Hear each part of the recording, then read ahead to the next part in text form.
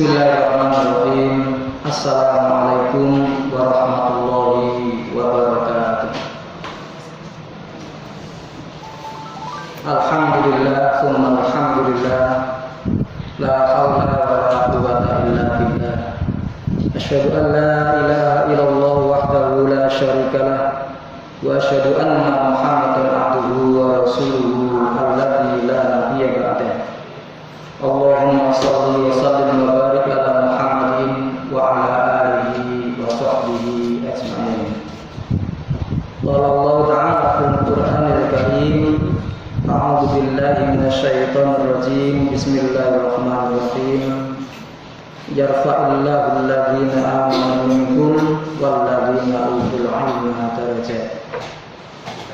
Para ustazah serta anak sekalian yang saya cintai, alhamdulillahirabbil alamin, pada pagi yang berbahagia ini kita masih diberikan oleh Allah nikmat karunia sehat dan kesempatan, sehingga dengan dua nikmat itu kita bisa hadir di sekolah ini untuk melaksanakan talabul ilmi, yakni menuntut ilmu.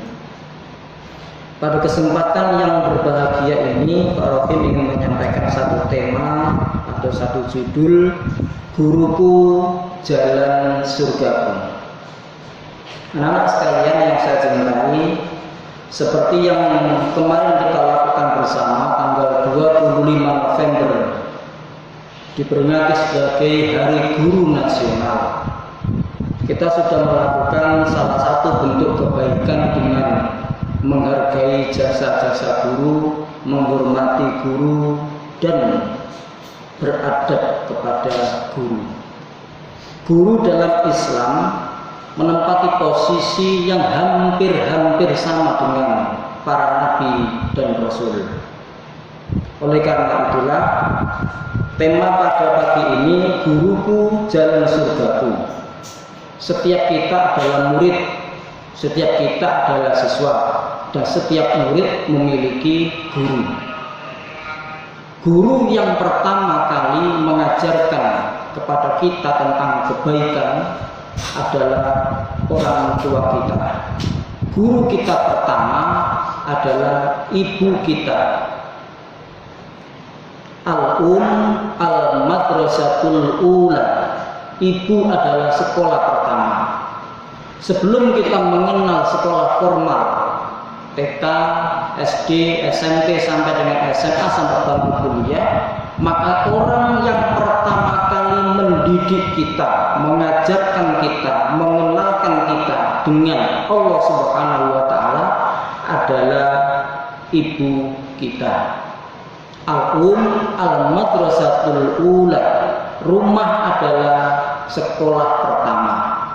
Setiap rumah adalah sekolah, dan setiap ibu adalah guru dan bapak kepala sekolah yang ada di rumah.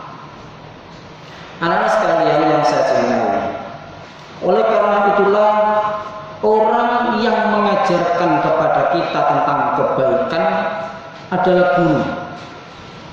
Kita bisa menulis, kita bisa membaca, kita bisa membedakan mana yang diperintah dan mana yang dilarang adalah guru. Gurulah yang membimbing kita, gurulah yang membina kita, gurulah yang menunjukkan jalan kebenaran kepada kita. Sahabat Ali sekaligus sepupu Nabi Muhammad SAW, Ali karramallahu wajhah, yang terkenal dengan sebutan atau julukan kotanya ilmu. Ali, sahabat Nabi, sepupu Nabi itu mendapat sebutan kotanya ilmu. Beliau mengatakan bahwa saya adalah hamba sahaya dari seorang guru, dan saya berhak atau saya berhak dijual oleh seorang guru.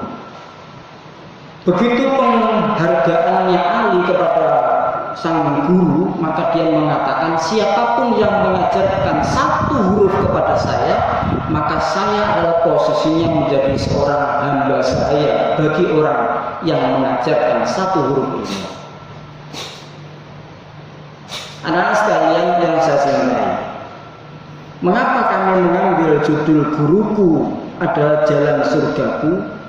Karena sesuai dengan apa yang disabdakan oleh Rasulullah SAW, man salaka tariqan yaltamisu fihi ilman sahalallahu lahu tariqan ilal jannah.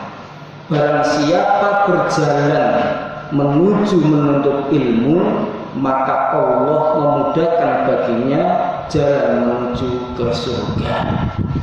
Berjalan menuntut ilmu berarti berjalan menuju guru, dan gurulah yang menunjukkan kita, gurulah yang membimbing kita, gurulah yang membina kita. Laula rabbi ma araftu rabbi. Kalau tidak karena guru, aku tidak bisa mengenal Tuhanku. Oleh karena itulah anak sekalian yang saya cintai, bila ingin ilmu kita menjadi ilmu yang manfaat, ilmu yang barokah, maka pertama kali yang harus kita lakukan adalah hormati guru, cintai guru. Dengan menghormati dan mencintai guru, maka insya Allah kita semua akan diberikan kemudahan untuk memperoleh ilmunya, untuk memperoleh pencerahannya, untuk mendapatkan kemudahannya.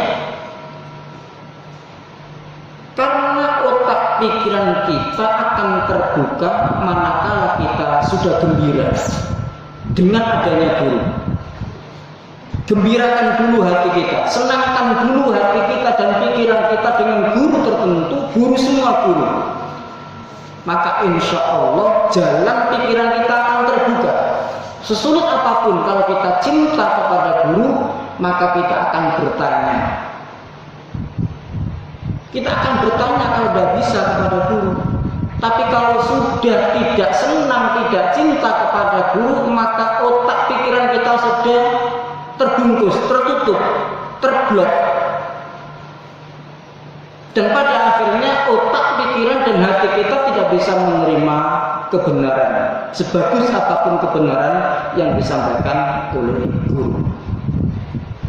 Oleh karena itu anak sekalian, langkah pertama, cintai gurunya. Ya, cintai gurunya. Dengan demikian maka ilmu yang akan diberikan oleh para ustadz dan ustadzah, oleh guru-guru kita akan bisa menjadi manfaat. Yang kedua, dengarkan, ikuti dengan sebaik-baiknya seluruh pelajaran yang disampaikan oleh ustadz-ustadzah, oleh guru-guru kita. Rasulullah SAW ketika memberikan pelajaran berhalakoh dengan para sahabat, sahabat itu begitu khusyuk melingkar menghadap Rasulullah SAW, hampir-hampir tidak bisa menatap wajah Rasulullah. Begitu tenangnya digambarkan seolah-olah ketika tenang khusyuk dalam menuntut ilmu itu, digambarkan seandainya ada burung yang hinggap di kepalanya. Burung itu tidak terasa kalau dia sedang hinggap di kepala, membayangkan seperti hinggap di atas pohon, karena begitu tenangnya. Mengapa? Karena begitu tenang menyimak apapun yang disampaikan oleh guru.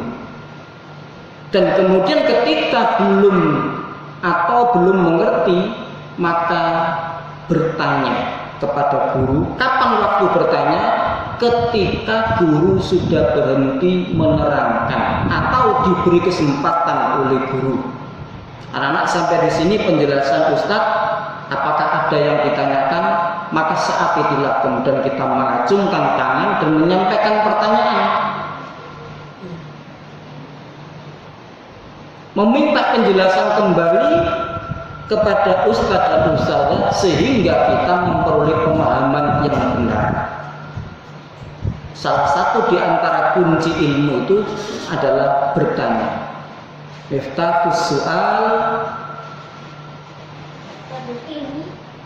Iftahul ilmi as-su'al. Kuncinya ilmu itu adalah soal atau bertanya. Maka tidak salah kemudian untuk mengetahui pemahaman anak-anak dalam 1 triwulan, 1 semester, 1 tahun sekolah mengadakan namanya ujian atau penilaian akhir semester atau ulangan harian. Itu dalam rangka mengukur apakah yang disampaikan oleh ustadz dan ustadzah itu sudah terserap semuanya, sudah dimengerti semuanya, atau sebagian besar. Maka ada instrumen penilaian yang berupa ulangan harian, penilaian tengah semester, penilaian akhir semester. Miftahul ilmi as-su'al. Kunci ilmu itu adalah bertanya.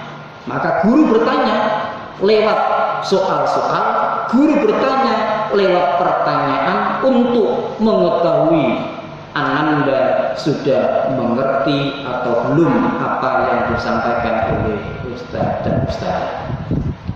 Yang kedua, dengan menghargai, dengan menghormati, dengan memperhatikan guru-guru kita, maka insya Allah ilmu kita akan menjadi ilmu yang manfaat, ilmu yang barokah, yang pada akhirnya mengantarkan pemilik ilmu itu menjadi orang-orang yang bahagia. Man arada dunya fa'alaihi bil ilmi. Barang siapa yang ingin bahagia hidupnya di dunia, maka carilah ilmu. Wa man arada al-akhirah fa'alaihi bil ilmi. Siapa yang menginginkan kebahagiaan di akhirat, maka carilah ilmu. Wa man arada ma fa'alaihi bil ilmi. Bila menginginkan bahagia dunia dan akhirat, maka carilah ilmu.